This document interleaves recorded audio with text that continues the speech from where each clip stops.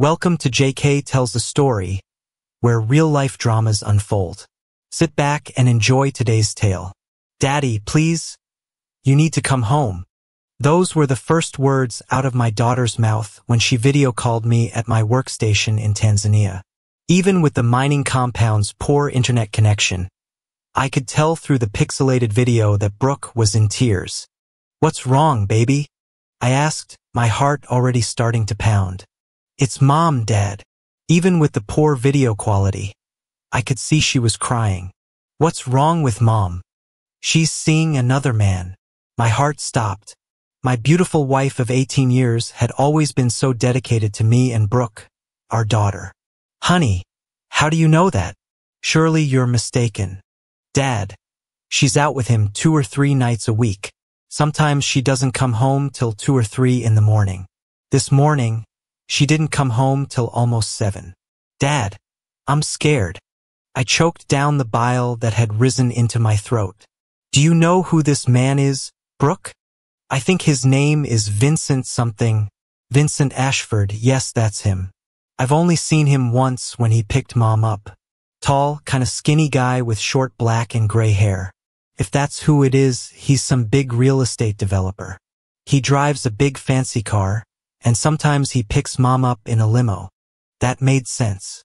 Diana had been working as a marketing consultant for Ashford Development Group on his latest luxury housing project. Maybe she was just going with him to business functions or something. But if that's the case, why is she coming home so late?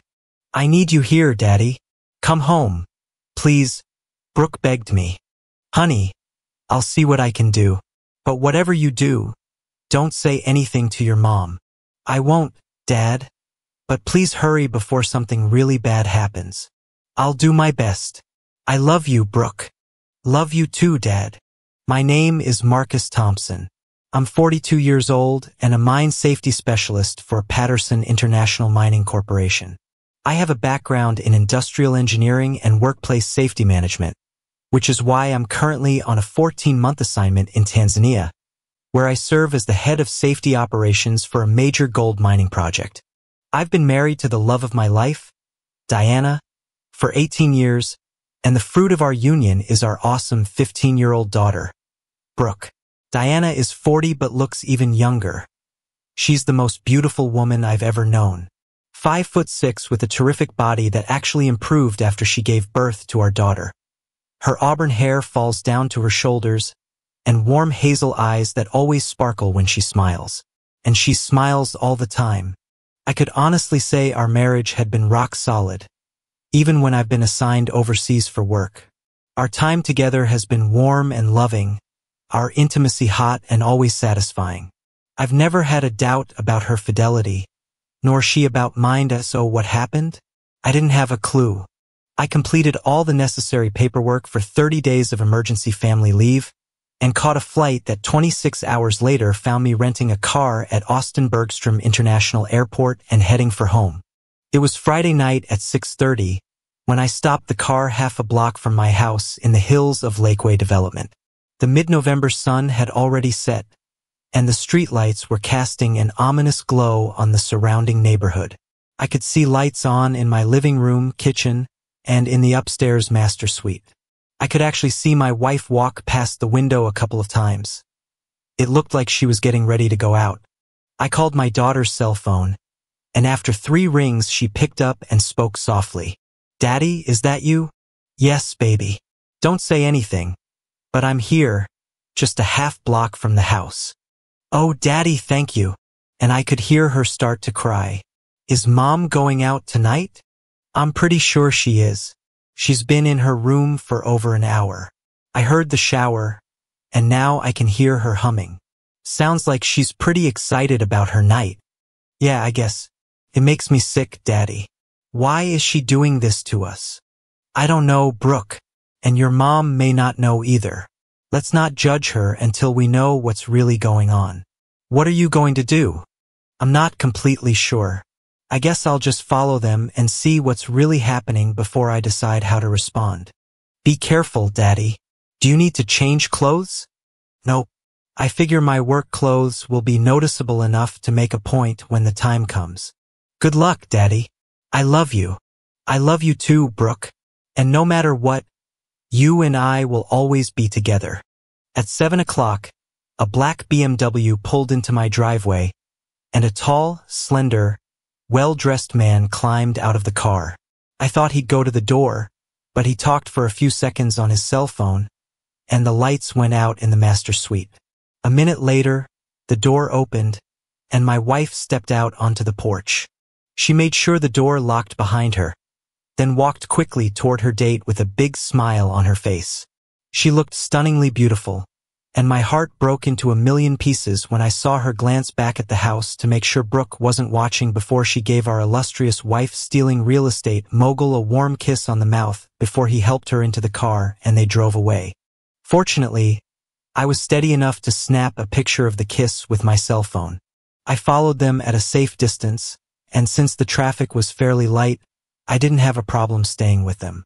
They drove across town and pulled into the parking lot of the Four Seasons Hotel downtown.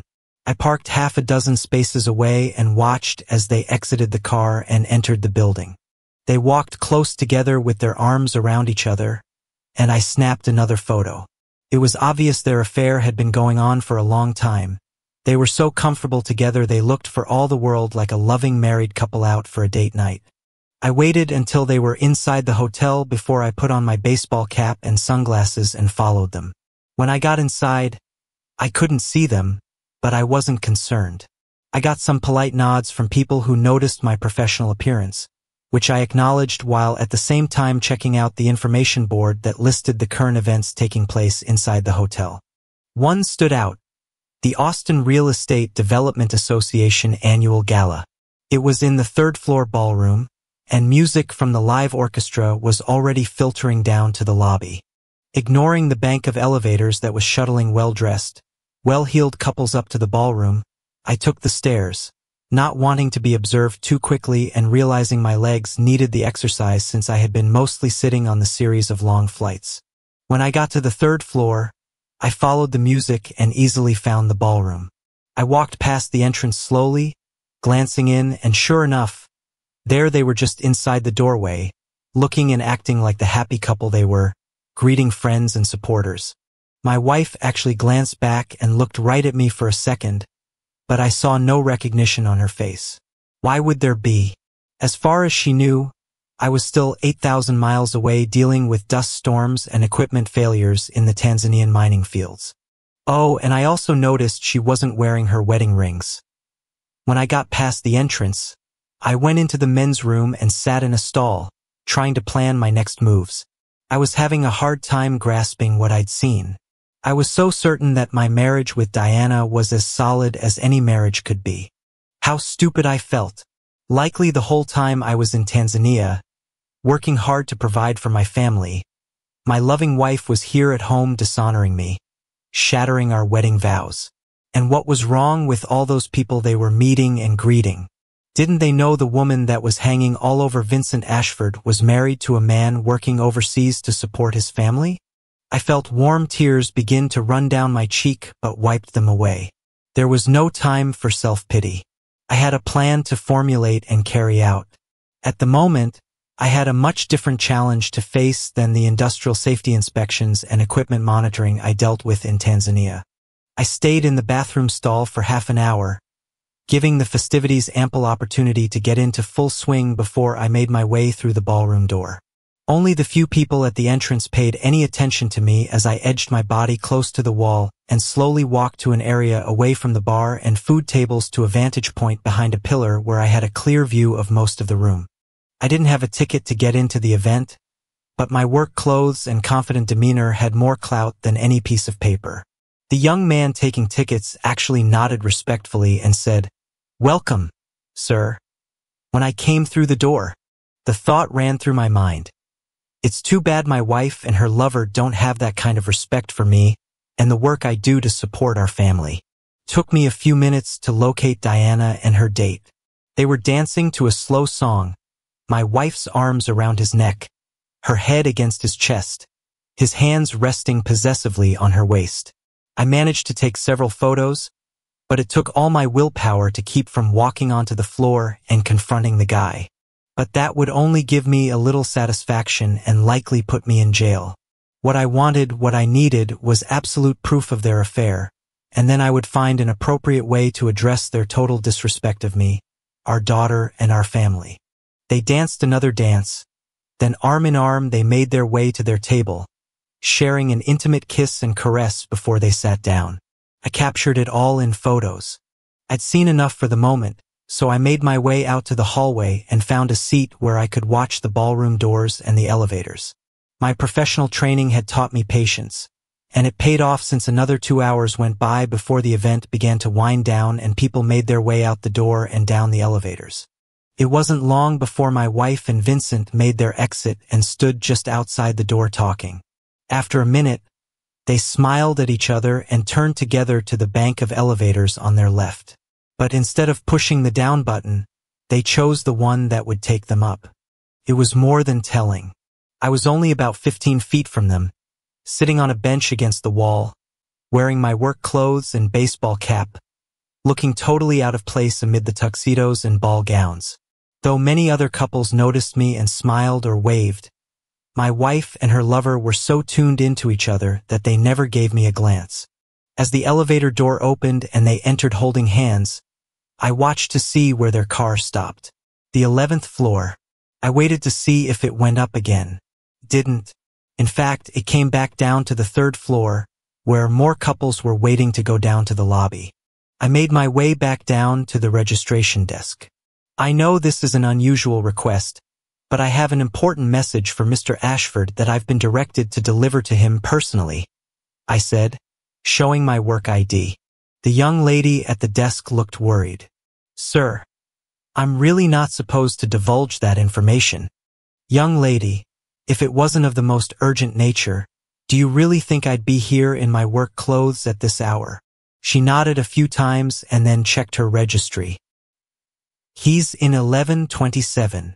Thank you very much. I went to the elevators and got off on the 11th floor. The arrow pointing to rooms 1101 to 1134 went to the left. I walked past 1127, looked around to see if anyone else was in the hall, and placed my ear against the door. I could hear soft conversation, and that's all. So I went further down the hall until I found the door that led to the stairs. I figured it might lock behind me, so I placed my handkerchief between the door and the latch. Then I checked my watch, midnight. Brooke said her mother usually came home between 2 and 3, and once lately at 7, so I had a long wait. But again, my professional training in patience paid off. Through the window in the door, I could see room 1127, so I wouldn't miss them when they were done with their evening together. As I waited, I tried to keep my mind on the task at hand. But the truth is I kept imagining Vincent Ashford being intimate with my wife who had pledged to be mine alone. I could say my heart was broken, but it went far beyond that.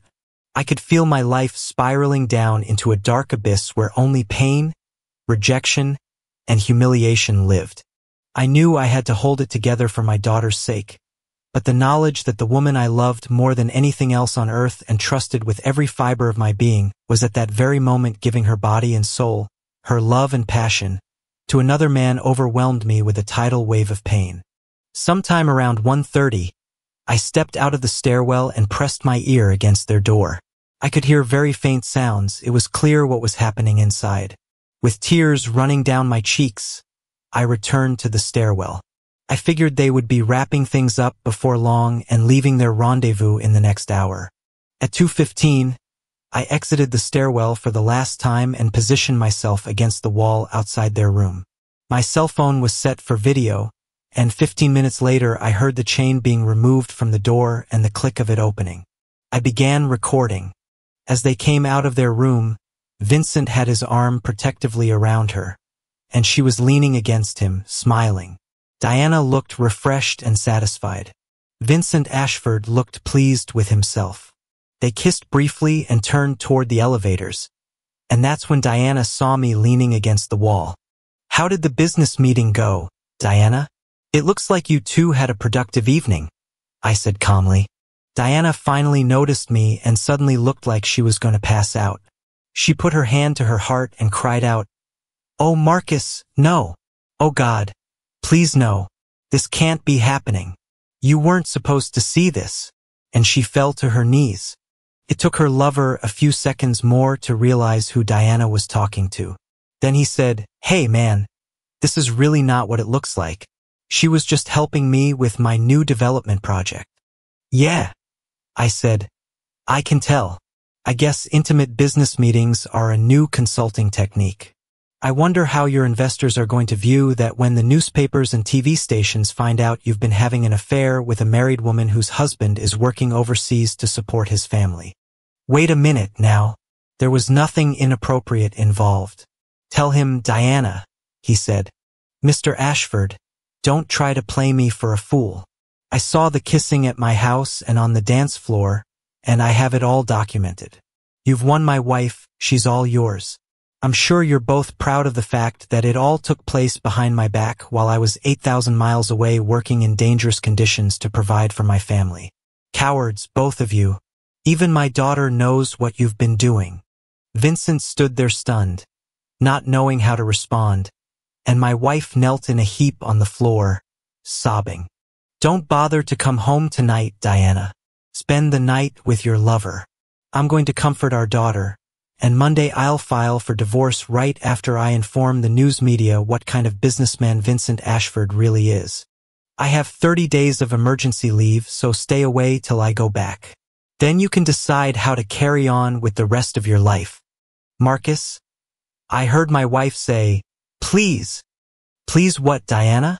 Please forgive the fact that you've been betraying our marriage the whole time I've been working in Tanzania? Maybe longer? Please don't tell our daughter what you've been doing? She already knows, Diana. She's the one who told me to come home.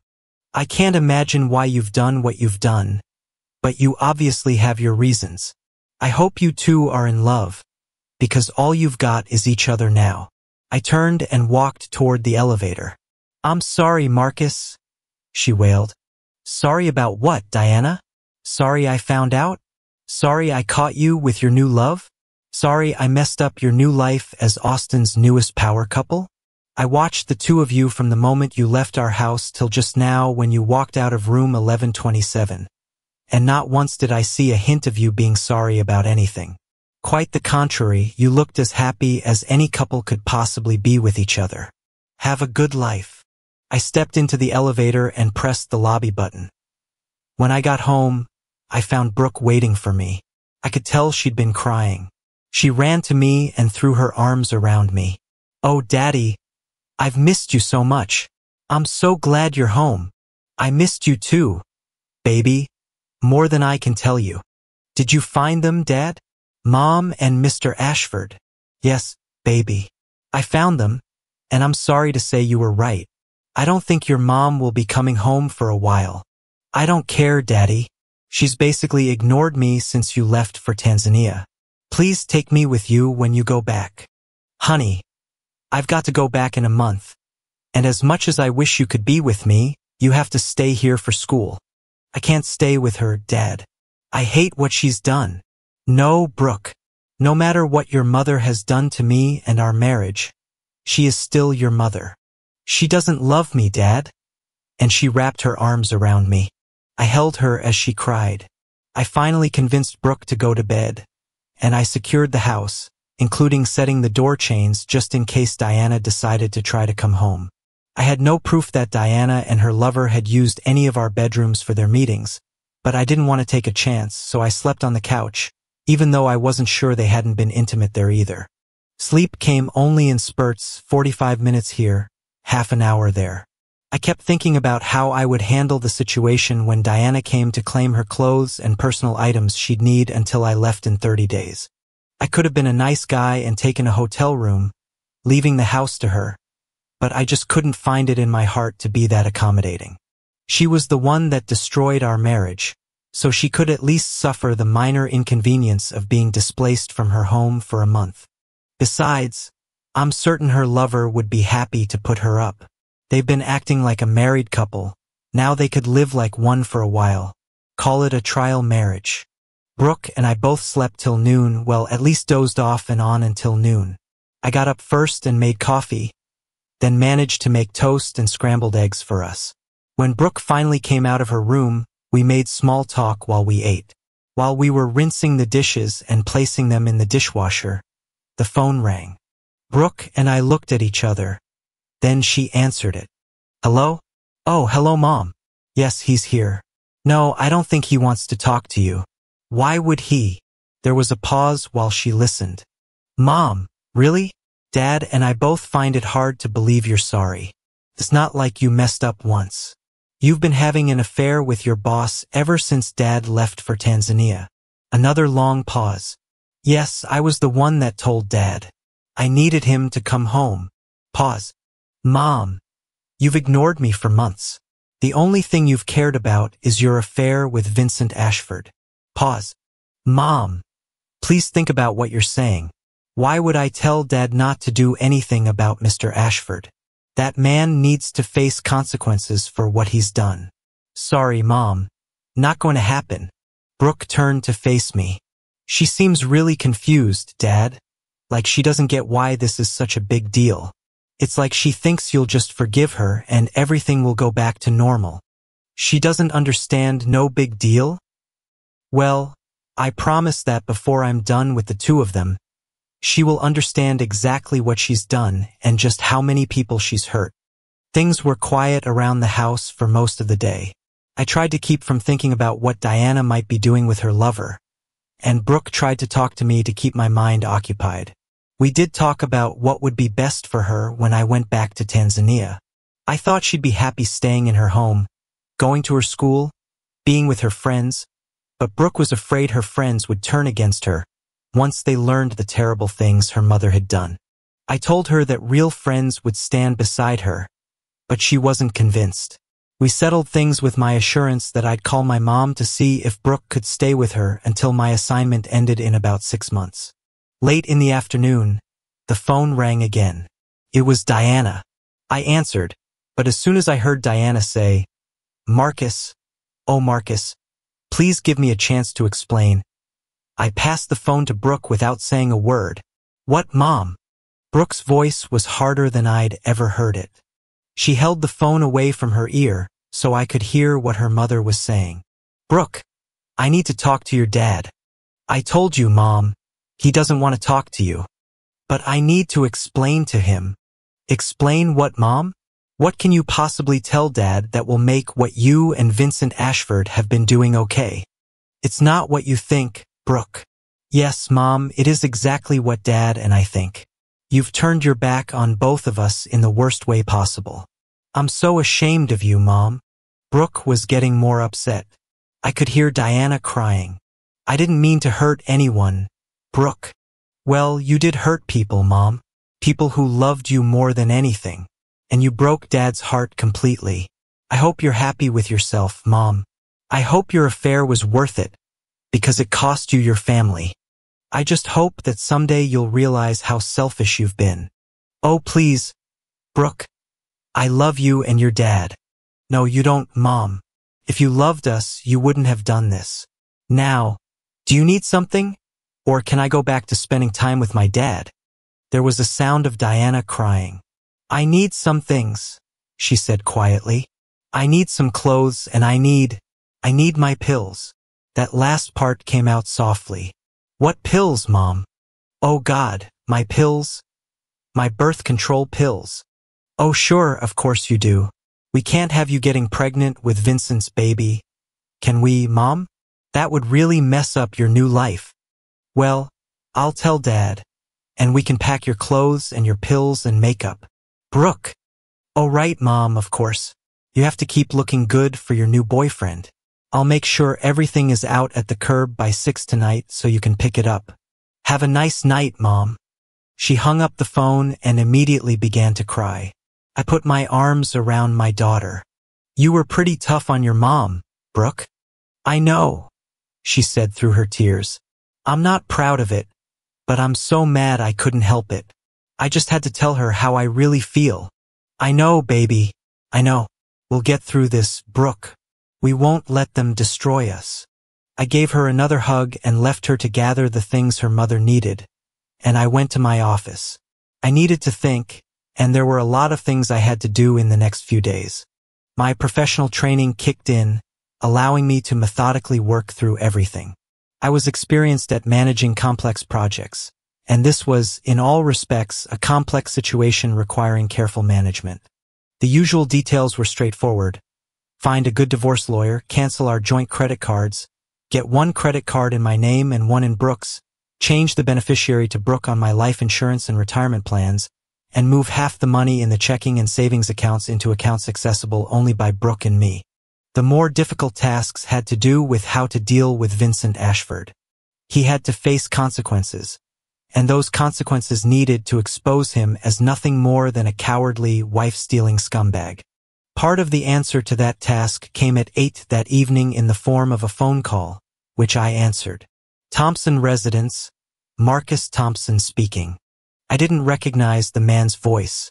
Mr. Thompson, my name is Harrison Webb. I'm an attorney representing Vincent Ashford's business interests. I was wondering if I could talk to you about the unfortunate misunderstanding involving you, your wife, and Vincent last night. Misunderstanding?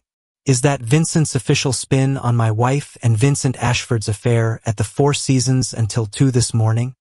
Now, there's no need for inflammatory language.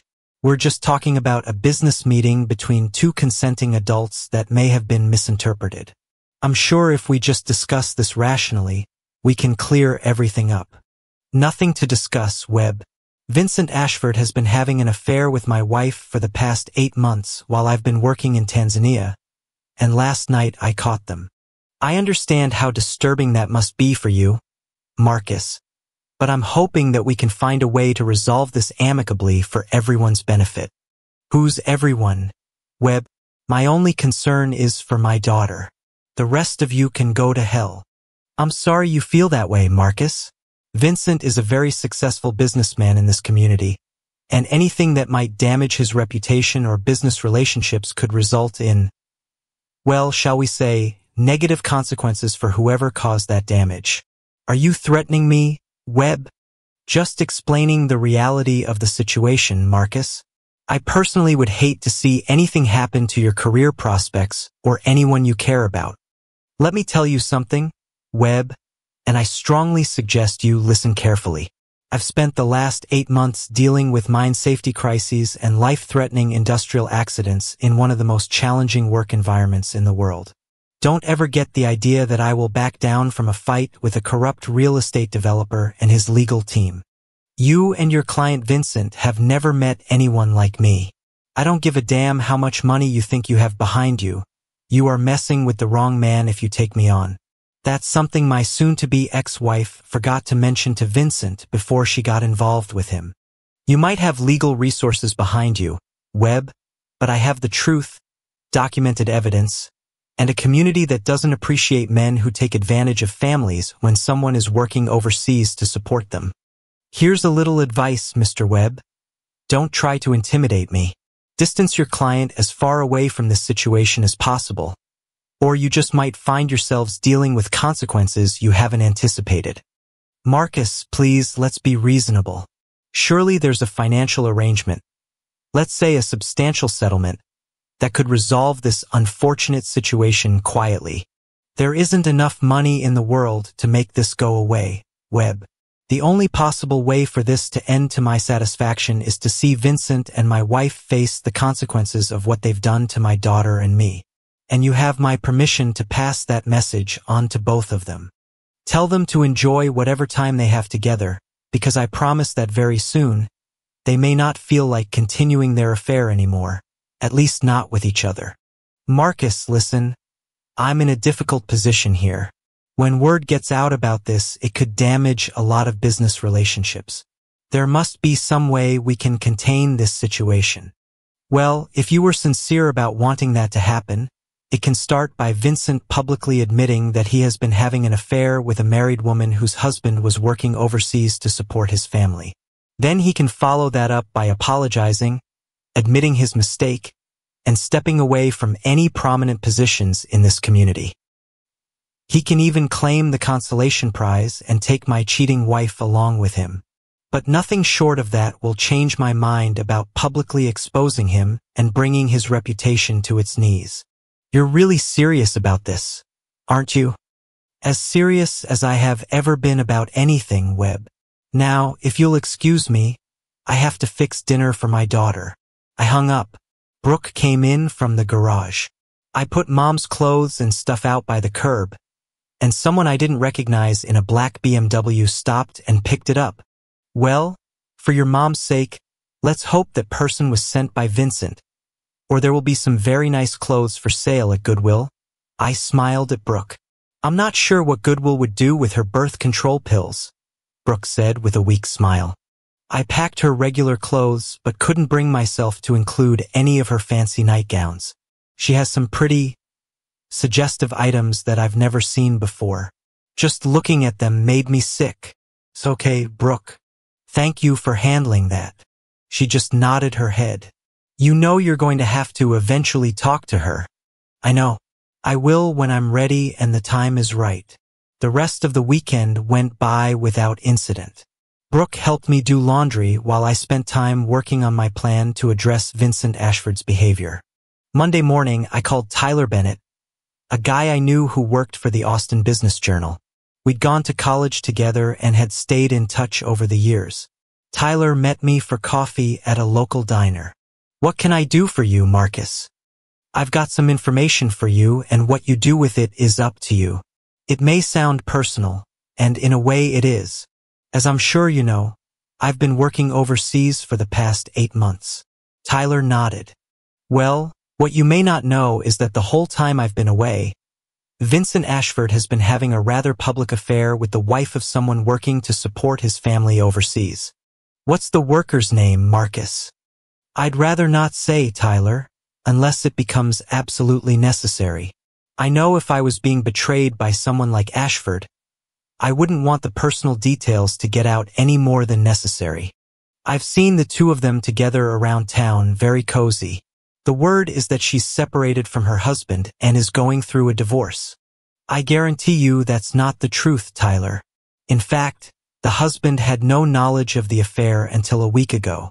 No separation except the work assignment, and no divorce, at least not yet. I understand, Marcus, but I can't make unfounded accusations against someone like Vincent Ashford without getting sued. Do you have any proof of the affair? I do. I showed him the pictures and video I had taken. Of course, I'd appreciate it if the woman's face was blurred. Tyler caught on immediately and showed some discomfort. Are you sure you want to go through with this, Marcus? You know the truth will eventually come out. I shook my head sadly. I know, Tyler, but I'll just have to deal with the embarrassment. It's not like I was aware of it while it was going on. While Ashford was betraying my marriage, I was 8,000 miles away in the African heat, dealing with dangerous working conditions. The real issue is professional ethics. You know what a breach of trust it is to take advantage of someone in a vulnerable situation while their spouse is working overseas to support the family.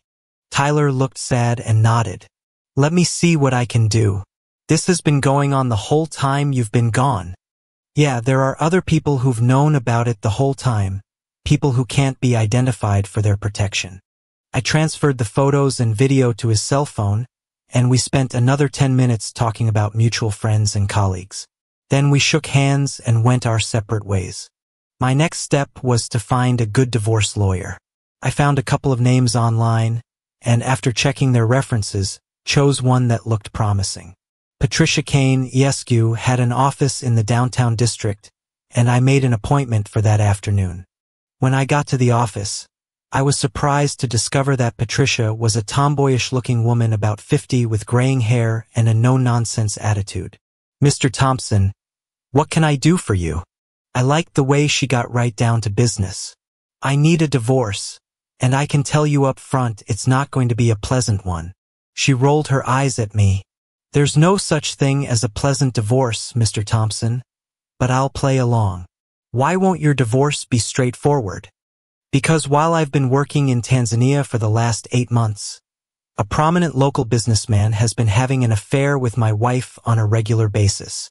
Her eyes flew open, and she dropped the pen she was holding. You mean Vincent Ashford? I nodded. Yes. Mr. Thompson, you have my undivided attention. For the next half hour, I told her everything while she took notes, stopping me occasionally for clarification or to ask a question. So your daughter, Brooke, is she an only child? Yes, and she's 15. How does she feel about what's going on? She hates it. It's tearing her up.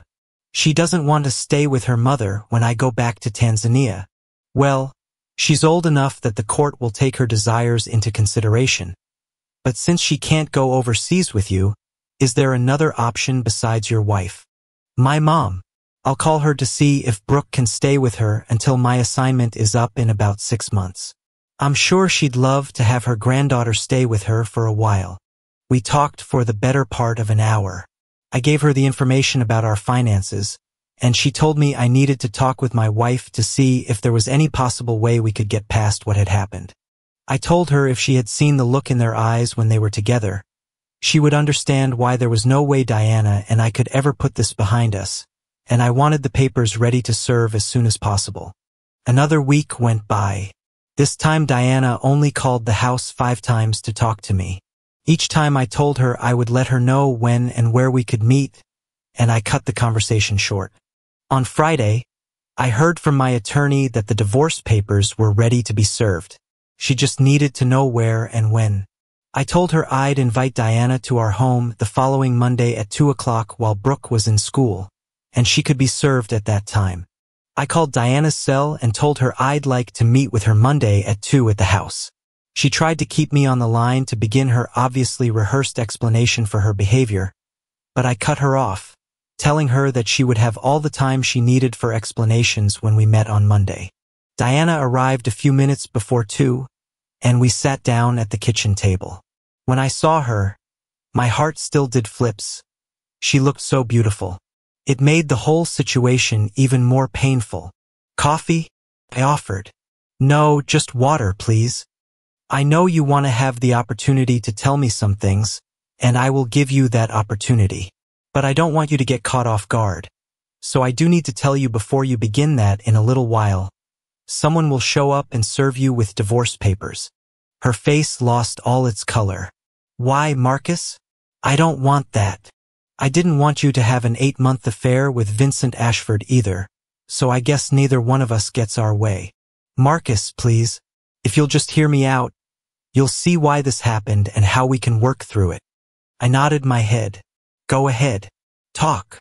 You know, I worked on Vincent's marketing campaigns. The whole time we were thrown together at property showings, client meetings, and industry events. We became friends. After you left for Tanzania, I was lonely, depressed, and Vincent took me to lunch and let me talk through my feelings. He really helped me get through the pain of missing you. Then one night he asked me to attend a business dinner with him. He said there would be a number of very influential couples there, and that it might be best if I used my maiden name and left my wedding rings at home, just to keep any awkward questions from coming up about my availability for late-night work or travel. I didn't think about it at the time, but now I see where taking my rings off was a mistake. We met so many people that night, and all of them ended up seeing me as a single woman. When did the physical relationship start? She looked down at her hands. Not right away, though we did dance closely that night. When he took me home, he kissed me goodnight. And you let him? I was lonely, Marcus. And I had just spent a romantic evening with a handsome man who had stature in the community and who treated me like I was special. Treated you like you were special while your husband was working overseas? And that gave you the right to disrespect me? No, it didn't, but I was confused. You were so far away, and I missed you so much, and I don't know. He just made me feel good. I nodded, and she went on. We went to dinner a couple of times a week after that, and to more and more events. I was starting to have such a good time with him, and it made me miss you less. The physical relationship. She looked down at her hands again. You'd been gone a month. Vincent and I were going out 2 or 3 times a week. One night after a romantic dinner, he asked me to come home with him. And you did. She nodded sadly. And I did. I felt horrible afterward. I actually got sick to my stomach and made him take me home. I told him I couldn't see him anymore, that I loved my husband and I couldn't believe that I'd been unfaithful to you while you were working so hard for our family. But you changed your mind again? She nodded sadly. Vincent left me alone for several days. Then he called me and told me how much he missed me. He said he wanted to see me again, but just as friends. He promised he would never put me in a compromising position again. So you saw him again? Yes. That weekend he took me to a party at one of his clients' homes in Westlake. It was an intimate party with just 5 or 6 couples, all very important people. Sometime during the evening, the wife of a prominent doctor asked me how I'd managed to capture the heart of Austin's most eligible bachelor. She caught me off guard, and I couldn't think of a plausible answer, so I just told her that I was separated from my husband and that we were getting a divorce. In a community this size, that bit of information spread like wildfire, and I felt trapped. Brooke was spending the weekend at a friend's house for a sleepover, and I ended up spending the weekend with Vincent at his home. And the rest, as they say, is history. Yes, I am heartbroken that I hurt you and Brooke, Marcus. It was the worst thing I've ever done in my life, and I'd give anything to undo it. But you can't. No, I can't. Do you love him? I don't know if I love him. I like him a lot. We have so much fun together. Yes, I remember. Intimate relationships can be wonderful fun. Is he a better lover than me? No. Oh, I don't know. It's different.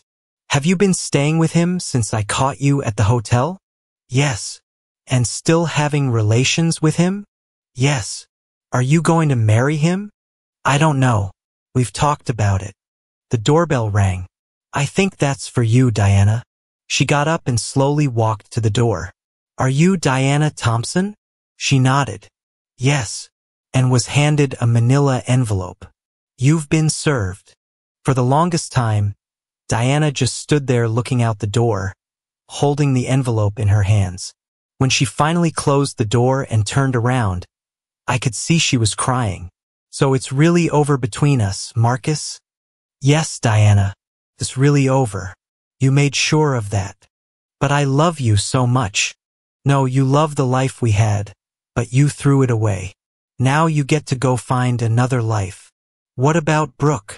She wants to go stay with my mom until my assignment ends. Diana finally broke into sobs. Oh God, what have I done?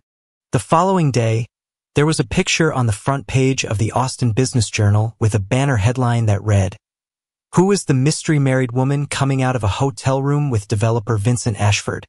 Underneath the photograph of Diana and Vincent kissing as they exited room 1127 was the caption, "Does her husband working overseas know what's going on?" The accompanying story gave details about the real estate gala the two were attending together, and that hotel records clearly showed Vincent had booked the room for the night. It also mentioned that there had been unsubstantiated rumors that the two had been meeting regularly for the past 8 months, while the woman's husband was working overseas to support his family.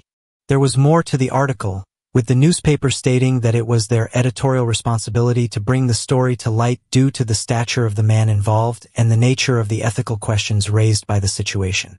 The reaction hit like a tsunami within minutes of the story reaching people's doorsteps. Vincent's office went into damage control mode, claiming that the story was a complete fabrication, that Vincent Ashford would never do anything to jeopardize anyone's marriage, let alone the marriage of someone working overseas to support his family.